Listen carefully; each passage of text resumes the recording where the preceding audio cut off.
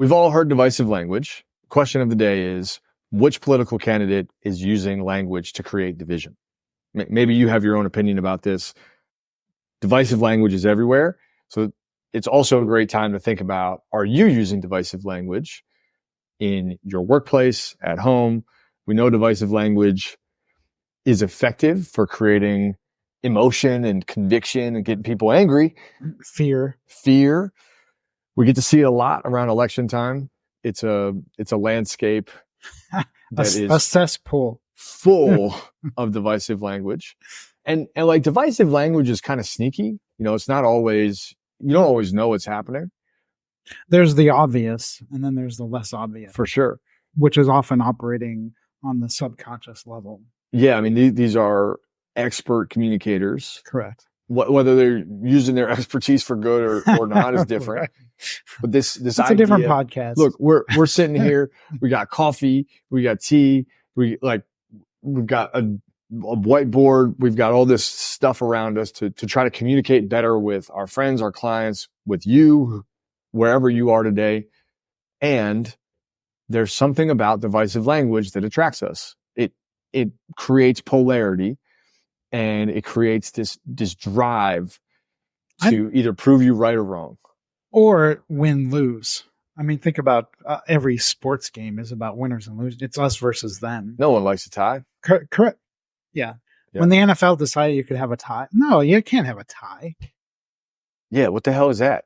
It's dumb. Look, soccer has a lot of ties. A lot of ties. Right. And it's annoying. The original football. The football. I mean, the football.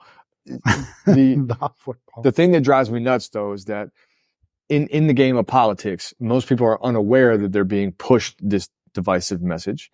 And I think it's pretty clear that both candidates use this kind of tactic all the time.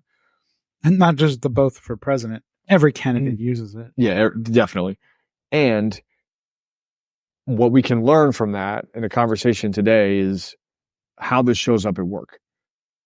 Because on the political landscape, we have all this discussion that creates essentially me or we versus you, big U or small u, right? It's all of these people against you, or it's all of these people against me.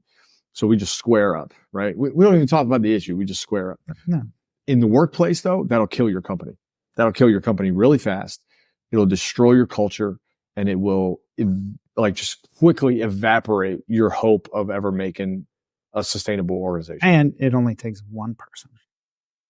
Tell me more. I've, as someone who's had to create teams and functioning teams, and often inherited teams that weren't always necessarily the best functioning, I can typically figure out who was working against me rather than who was trying to work for this common mission, this bigger purpose that we had. And so, as we were just saying, it's not always clear how the person is being divisive, but they're being divisive often because of their actions more than what they're saying out of their mouth. There's a disconnect between words and action. And so the actions speak more to the divisiveness, I think, at times in the workplace, because the person isn't even always aware that they're doing it. I can think back to being a soccer coach, and I'm trying to think of examples without saying who people are, because there's also legalities just saying something. Yeah. Well, I mean, I can do it from a different lens. When there was a problem on a soccer team, one of the most common examples of divisiveness, and this doesn't sound like divisiveness at the front. Someone would come up and say, here's what I'm thinking, and then I'm not the only one. Right. Yeah. That's my favorite line. So it'd be like, we this is what we think. Yeah, we parents, it would be like, hey, we're like, I just feel like she's not getting enough playing time, and a lot of the other parents agree with me. Like, well, wait a minute. Yes. In that circumstance, division is being created by you going to talk to other parents about this kind of thing. who you may or may not actually have done, but they're going to use that. So A is like, if you're doing that, you're creating division. Correct. Right? It's like, I'm going to get a whole bunch of people behind me to come fight you. So now there's 6 against 1. Or B, none of that's true, which is usually the case. And you're just trying to arm your position with more people. Correct. Again, creating more division. Yeah. To try to make you question what you're doing. Yeah. It's the narcissist approach. Yeah. Well, the piece of conversation that I think is really interesting when it comes to division and why we're like not far from the election. So it's only getting more tense, but as all of these things unfold, guns are flying, all that good stuff. Well, cats are dying. Cats are dying. Yeah. Don't worry about the guns, bro. Focus on the cats. Come on, man. Cats have lives too. They have 9 though. We only get cats matter too, bro. Cats' lives matter. Oh, shit. Anyway, when things start to escalate and boil, it actually becomes safer to go in numbers because you don't want to be the odd man out. Mm-hmm. So it only like escalates, right? It creates more escalation. I think in companies it's that way, but language that divides will often create a response and a retaliation, a reaction, more divisiveness. Correct. So it just like pushes the envelope. And if you look at our spectrum today, like my opinion, most of the moderate, maybe like mid-scale issues, if you get away from one, like either end of the spectrum, there's like a pretty like let's figure this out, it's solvable approach that could make it work. I don't think anybody's going to be happy with taxes, right? Like nobody's going to be happy with taxes. Right. But we've made taxes a very polarized space. So the more I push against like the more social agendas, the more reserved agendas get power, and it just like pushes this thing to the other side. Mm-hmm. But what I find interesting is that leadership, and if you own a company, you really need to be thinking about this. Leadership does these same tactics where like you don't understand what's happening at this level, or like immediate division, right? But that also sets up the us versus them. Like, totally. I know better it's than best for the company. Yeah. Right? It's best for the company. Oh yeah. It's another one of my great divisive line. All the classics. Best for the company. And look, I get as a business owner, you got to make some decisions that are tough. But that language just immediately sets you up as like, you're in an ivory tower. Right. And like you live a great lifestyle, the owner gets tons of guac and pay and like benefits, and then we down here are just the grunts that make it all process. Right. Yeah, feeding your success. Yeah. I think another place that it shows up is in this idea of culture. Because culture is a really difficult thing to put your finger on. The way that we describe it is your systems and standards. But when you have leadership that just doesn't give a shit about standards, not so much systems, but like blatantly disregards the standards, you know, even something as simple as showing up on time or what have you, blatant disregard, then it becomes an us versus them, right? You can show up late. Marty can show up late, like, and no one cares. But like I show up late and I get written up. Yep. You know, that, or someone punishes me or even mentions it, becomes very divisive. Breeds resentment. Totally, because you're above the rules. Yep. So it becomes interesting, right? I remember a movie that I really loved called Snowpiercer. You ever seen that movie? Never heard of it. A really good movie about this. It's sort of a post-apocalyptic thing. There's like a once in a billion year snowstorm that knocks out everything. The only thing that survives is this guy invented a perpetual train. It's amazing. Every 4 years we're in the apocalypse. We're in the apocalypse right now. Right. But that's how it's sold too. Yeah. Yeah. The world is ending. Yeah. So the only thing that lasts is this perpetual train. And it's sort of a depiction of classism in some ways, because each segment of the train is like sort of aligned to a different class.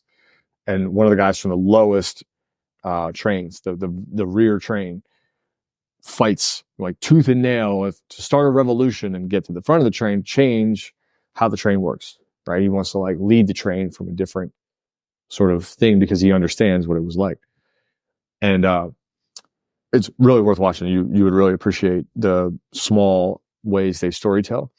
But the whole thing is about division, right? This train is like the aristocrats. So like they have all this money and power and they're dancing, but the like base train, like poverty train, they're like eating crickets and Jello and like all this shit. So each time it's also Hunger Games. The same Hunger Games, the same kind of. There's a lot of movies about that, right? But he eventually gets to the front of the train, and this is sort of a spoiler alert if you've not seen Snowpiercer. But how old is the movie? I don't think we have to worry about running a story. It's not very old. Chris Evans was in it, Captain America. He's the hero. But he gets to the front of the train, and then when he learns about how the train works and functions, he's trapped. He's like, I can't change it and can't fix it.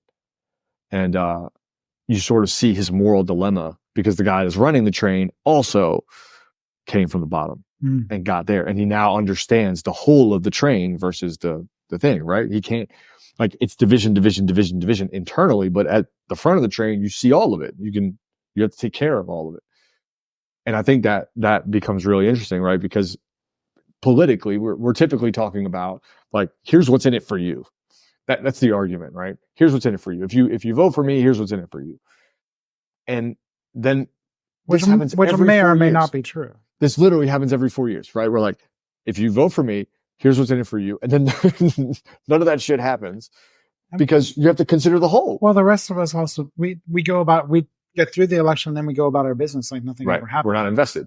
Right. Yeah. Like, why are we so invested in the Super Bowl of this event, and then all of a sudden it's over and we go about our lives, probably not even paying attention to what's going on. I think that we're invested in it because it's win or lose. That's like the drug is, oh, I won or I lost. And if I lost, I can bitch for 4 years. And if I won, then I can take this moral high ground and be like, see, like, this is what the people want. This is what is best for everybody. People understand. Again, it just creates a superiority or inferiority, and people are motivated inherently by that mechanism. I think as leaders, though, you really have to concentrate on, which is interesting because we also very much love the underdog story, the person who overcomes the loser. Yeah, the loser. Well, look, we live in a very toxic space in this mentality. We hate the wealthy, we hate the rich, but we love a person that thinks they can make it. Then when they make it, we hate them again. So we root for the guy that's like, I believe in you, like you can make it. And then he punches through the ceiling, gets to the other side, then we like tear him apart. It's every story. We admire the rich for what they can do and destroy them for who they are. Even though we don't know who they are. No, really. It's what they represent. Right. But when we think we can't make it, right, we common person think I can't make it, then we just destroy them rather than try to figure it out, right? This is what most of personal development is really about. It's like, okay, now you can make it. Go make it. So what holds the person back from making it happen? Oh, there's a number of things. You can look at the amount of work they have to do. You can look at the risk they've got to take. Like a lot of people take the risk and don't make it, or they do it multiple times and then they finally do. It takes a tremendous amount of duration and durability to get wealth. I do think there's a deeper belief there, though, that what would the belief be? I can never get there. So I live in this perpetual state of comparing myself to us and them. It's that sense of lack because I can never get there. It goes back to division, right? It's the wealthy against me. I can't do it, so I hate them. I hate anybody that's going to oppress upon me, right? Because the belief is they're the ones that make all the decisions anyway. The person I have no autonomy. Like I can't do it myself. I need them. They don't want, I don't know, like, name it. You know, again, our clientele are all business owners. So they have not only done a lot of it themselves, but they've had to work really hard to maintain, to grow, to to hire a team that helps them achieve a lot. And there's a disproportionate amount of risk and reward for the entrepreneur. That's important, right? But that's different than completely dividing your team from you.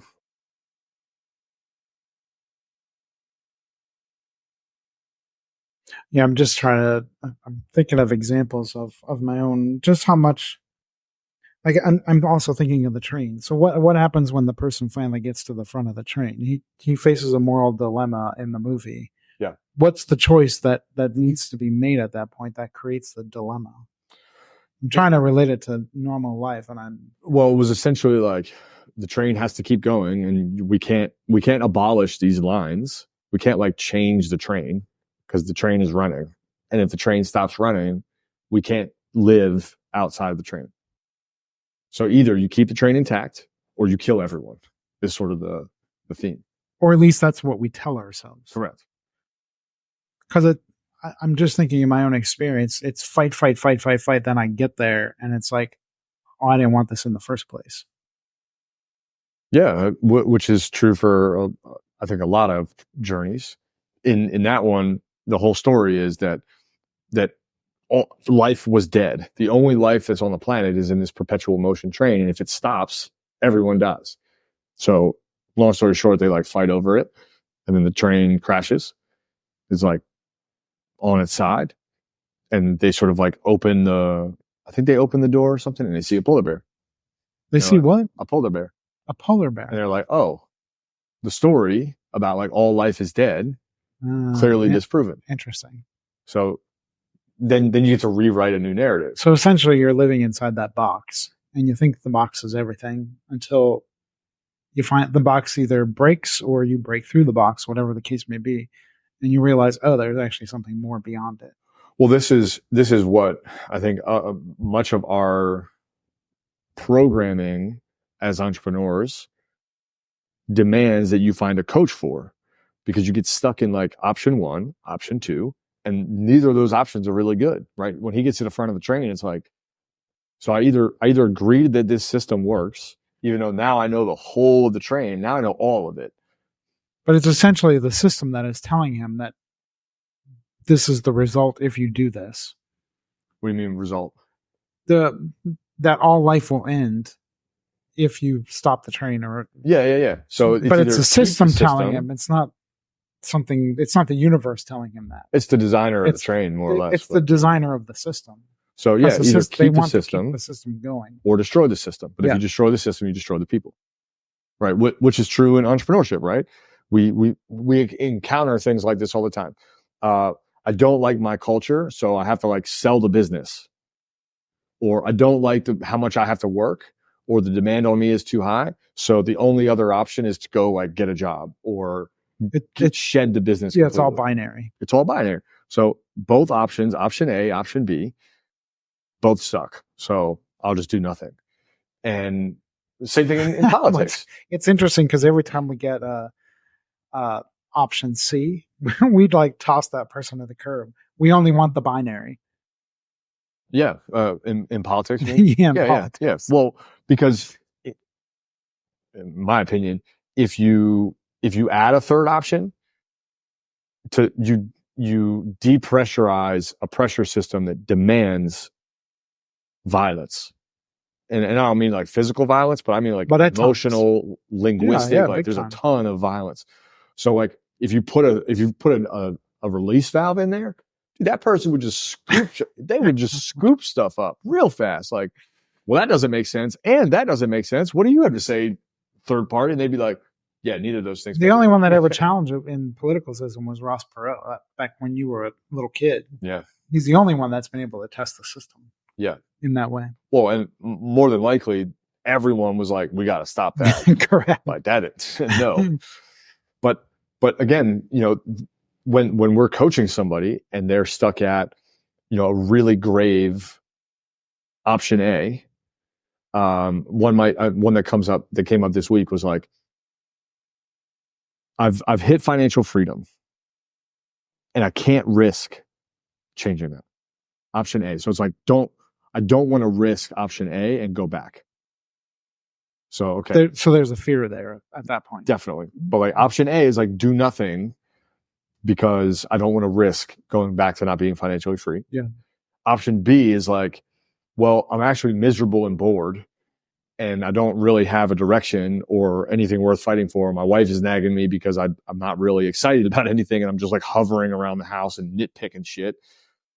I'm spending time with my kids, but it's not purposeful time. Like, and option B is like, well, then I go pursue that. I must need hardship, conflict to grow again. Right. So neither option really sounds that great. You're just like, I don't want to risk nothing, but I don't want to risk everything. I'm stuck. Right. Yeah. This is the kind of entrepreneur that we help a lot. Yeah. I'm stuck. Well, option 3 is the only outlet. And it takes all of that conflict, that tension, and it pushes it into movement. So then all of a sudden it's like, okay, well, there are conditions that I can't risk things. So my risk tolerance might be a little lower, but also I have to go somewhere. What am I just going to stay in limbo the whole time? Like, no way. So yeah, I'm thinking the other, like, ultimately I want to, even when I was working in institutional life, you want to try to create a win-win. The binary always is going to create a win-lose. Always. The mindset's always going to be win-lose. Always. And I think a binary mindset by default is win-lose, correct.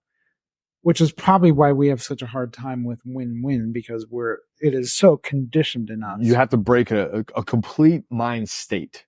More than mindset, like it's your whole state of like. Well, it's the state of the collective consciousness as well. Yeah. And usually a win-win is option 3. Correct. Right? So a great book on this, Chris Voss, Never Split the Difference. So FBI negotiator, like really interesting, his story. But his whole tactic is like the conversation really begins in negotiation when you hear no. When you hear no, like you've gotten somewhere good. So let's figure out what the piece is. So when thinking about option 3, win-win, you basically have to consider both parties and use non-divisive language, correct, to figure out like how do we. There's only we something at that point. Yeah, there has to be a we. Yes, and that doesn't mean that you don't get your way, and it doesn't mean that they don't get their way. Correct. It means that you both make adjustments to correct, figure out what's most important. Yes. And I think as leaders, it's very easy to get caught in win-lose because you don't get it the way you want it, or maybe the outcome isn't quite as upsided for you. But you will play longer correct, if you win it. Correct. That's the key. Politics is all short game. Yeah. Fucking, yeah. It's totally short game. It's not only short game, it's like short lies, right? It's like, hey, here's what's going to happen if you vote for me, or here's what I'll do. And then when you get into the situation, you try to change laws, or you try to change congressional process, or you try to change structure for taxes. Like there are way more things at play than just what you lip serviced on stage. Like it's way more complicated than that. Yeah. We can't even pass a daylight savings time law, bro. I know. How long has it been before we've been like, well, I think this doesn't. It's right around the corner where you can count. Dude, my count screwed up. So Arizona's doing it right because they don't observe it, but because everyone else observes it, it fucks everything up. But like, we can't even agree on daylight savings time, man. You want to take a serious issue? Come on. I understand politically why it is done. On a human level, help me understand politically why it's done. Because I want to win. I want to be in control. I want power. Yeah. Okay. I see. Politically, that's on a human level. Does such harm to the human psyche and to the human person. Wait, are we still talking about daylight savings time? No, about win lose. Oh, got it. Win-win. I was like, now I understand. On a very human level, if there's not even an attempt at win-win, you're doing more harm than good to people, especially again the people on the bottom who feel they already don't have the power. Yeah, dude. Are only pushed further away. Well, I think this is true with vendors, with clients, with team members. This is true with friends. It's true with parents, whether you're together or not. It's true with like when you go to a restaurant and you're working with the waiter, like once you unlock win-win, you unlock everywhere. Correct. You see the win-lose everywhere. Yeah, it's so interesting, right? So here's an example, right? If we have a client, even that one, the simple example, talking about the guy that I rent from, he creates win-lose situations. Yep. Like why can we not work towards something else? Right. It's automatic win-lose. Yep. I'm thinking about clients who are ready to go. So I guess it'd be prospects, right? Someone's like, hey, I really want this, and that number makes me uncomfortable, right? So that's where if you don't have the mind state around let's figure it out, like there's lots of ways. Let's say we need to drop it by 10%.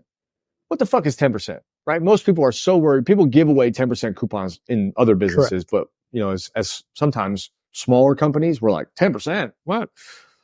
But think about this. If you said, all right, we'll meet you at your price, but here's something that we'd like to ask. In return, whenever we have someone that's kind of on the fence and says, hey, can I talk to a client? We can call you and be like, hey, can you talk to them? And you share what this has been like for you. Or we say, all right, how about this? Not only will we meet you at 10%, but we'll give you a 30-day out. You can get out whenever you want. But also that you communicate about, like, you don't surprise us with that. Like, help us figure out where the block is along the way. So now there's two things on the table that help you. Hey, again, in return, will you along the way document your journey and just in a camera for 2 minutes share what's going on so that we can make a video at the end of this about how successful it was, despite feeling like it was a big leap for you. There's so many ways, but back to Chris Voss, it starts when someone says no. And for the average person who may not understand win-win, they are going to see that as the client won, you lost. We see it as a win-win. We have a client, and it's the both and rather than either or. It is, and in our business, and in every business, if you don't think your business runs on this shit, you got something else. But even Chick-fil-A runs on this. Like, it doesn't matter. People that talk about your business will get you more business. Well, they're Jesus chicken too, though. So they have other motivations. They still have great chicken. Eat more cats. Eat more cats. New slogan. But like when people talk about your business, you get more business. It's simple, right? It's non-divisive, simple language. So if you help a client and it costs you 10%, but you get 3 more clients, was that worth it? But you can't even think about that if you're in like, well, no, like, and look, I get we all have to have our lines and draw lines that are important. I also think that most people are drawing lines way too hard, way too soon before actually understanding where somebody's at. There's also the person who's doing the sale who understands scarcity going into that. But if they really believe that, they're going to set up a win-lose automatically. Yeah. Even, again, that's where your words and your actions are probably saying something different. Yeah. Like, what business would be like, man, we lost out on that $100,000 client and only got 90. You know what I mean? Like, at that point, the magnitude of the win is way higher than the magnitude of the sacrifice. Correct. That's the cost of doing business. But I think we naturally set up these kind of divisive us versus them. If you want us, you need to do this. And I get it. Like, there's an ego attached to it or like a prestige attached to it, but you can negotiate anything. And you can negotiate at hotels. You can negotiate with airlines. There's so many things that we just assume you can't negotiate, but it's how you go about negotiating. Like, if you go, I remember one time I was in Greece by myself. And the next morning I had a flight and this hotel upgraded me to like a super mega suite. It had 2 balconies. They gave me a bowl of fruit. They gave me 2 bottles of wine. This bowl of fruit. Bro, this hotel was decadent. It was like at least like 200 years old. Talk about a win, a bowl of fruit. Bro, nobody gives you a bowl of fruit. It was like a mega bowl. Anyway, I go in this room and there's so much space. The bathroom is the size of most people's like master bedroom. And long story short, I like fell asleep in the bathtub. I wake up an hour before my flight, and it's an hour-long train to the airport. So I get to the airport, everything is closed, and I am wickedly hungover. So, Hence falling asleep in the bathtub. definitely. You can connect the lines there. I just did it for them. So. the like airline, I don't know, like nothing in the airport is open. It's like 7 a.m. Nothing opens till 10. Well, I just missed my 7 a.m. flight. So I start calling Delta, and my approach was, it was so important to me that I got to retain my first class ticket, because that aircraft had the seats to turn into beds, and I had travel hacked my way into this, and it was like a big deal. So the first thing I said to her was like, "Hey, how are you?" And like, kind of catch up. I'm like, I really messed up, and I missed my flight, and it has been like a big moment for me to have this particular kind of seat. I'm wondering if there's anything you could do to book me on another plane that would allow me to have the same seat. I don't care if it's tomorrow or next week, but like, it would mean the world if you could help me do that. Just in that language, we have very different approaches when you're talking to customer service, right? Because normally you get on, you're like, I missed my flight. I need you to. You de-escalated your own situation. It's easy to escalate it, right? You need to. Because really, Divisive. She didn't have to do anything for you. No, not at all. I missed my flight. Screwed up. Yeah, I screwed up. But the divisive language is like, I need you to, or I want to, right? Because just by using those words, and that's really the art of enrollment, there's an upside for her helping created in that. And there's an upside for me, like laying down my sword and be like, I totally messed this up. But that skill in leadership is often hard to put your finger on. It's just in this political landscape, it's very easy to see and spot. Yeah. It's right in your face. Oh boy. Oh boy. And right in my memes and right in my. Yeah. I mean, just look at like articles, right? Just look at article titles. You'll see all about this. Yep.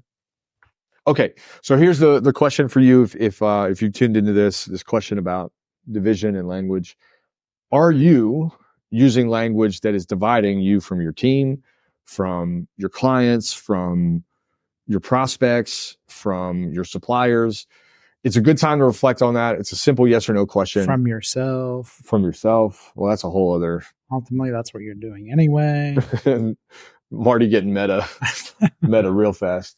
But I've been reading a lot on shadow work. So interesting. That's all. Well, take some time. Take some time to think about it. Like if you are using divisive language, it's a good time to pay attention and see if you can make some adjustments. If you've enjoyed this podcast, we got a lot more of it for you. Check us out on Apple, on Spotify. Just search for the Get Out of Your Own Way show. If you like it, leave us a review. But pay attention to your divisive language. It's really important that you as a leader of a business, of a movement, of a family, whatever it is, that you are creating these win-win opportunities. And if you need some help specifically with your language, we got some really exciting events coming up. We got one in November that we're currently booking for. So if you want to learn about it, let us know. Otherwise, just stay tuned to the podcast. We'll try to cover some more topics that are relevant to you. Thanks for tuning in. Make sure you get out of your own way.